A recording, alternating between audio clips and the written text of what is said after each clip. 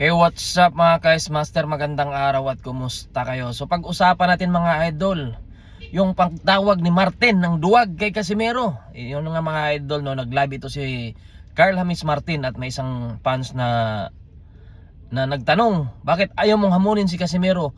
Paano daw niya hamunin yung isang taong ayaw naman lumaban kahit sa sparring? Kaya parang tinutukoy niya na duwag si Cuadro Alas sa kanya. So ang masasabi ko lang dyan mga idol, kahit hamunin niya at mag-uo si Cuadro Alas, ang tanong, hindi naman willing mag-promote yung promoter niya. Kumbaga yung Emperor Promotion, hindi naman na ipopromote yun.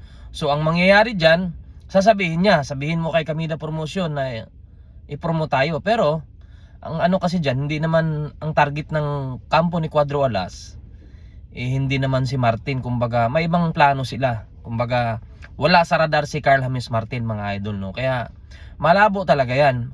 Kung siguro matuloy yan kapag yung kampo ni Martin mismo yung mag-offer kay Cuadro Alas, na talagang opera nila si Cuadro Alas ng malaking premyo, ganito ang premyo. Sigurado ako kung medyo okay yung premyo, baka kagatin ni Casimero yan. Pero sa ganyang kalagayan ngayon na puro lang ganyan, palipad hangin lang, malabo talaga silang magtapat mga idol. Kahit number 1 contender pa yan si Carl Hamis Martin sa WBO, di ba? Kaya kung gusto talaga ng kampo ni Martin na makalaban si Cuadro Alas, kasi si Casimero hindi naman siya gustong makalaban dahil gaya ng sinabi, wala namang mapapala din si Casimero kay Martin. Maliban na sa walang market dahil nasa Pilipinas at promoter ni Cuadro Alas nasa Japan, di ba? Talagang kumbaga pagdating sa premyuhan, ano na lang yung makukuha ni Cuadro Alas dyan kung walang matinong offer, di ba? Tatandaan natin si Carl Hamis Martin lumaban lang sa last laban niya sa basketball court, di ba?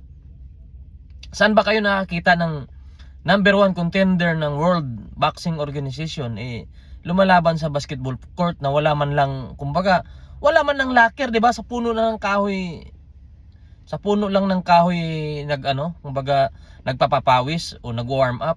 'Di ba? Masakit isipin 'yun kung ganun yung nangyari sa kanya, 'di ba? 'Di ba? Kahit sabihin natin panalo siya doon, pero yung venue ng laban, tingnan niyo naman. 'Di ba? Kaya pag sa mga ganyan lang na puro salitaan lang, walang mangyayari diyan. Kung ako kay Martin, kung desidido siya, di sabihan niya yung promoter niya, Sean Gibbons, na opera natin si Cuadro Alas. Opera natin ng $100,000, 200 ganyan, 'di ba?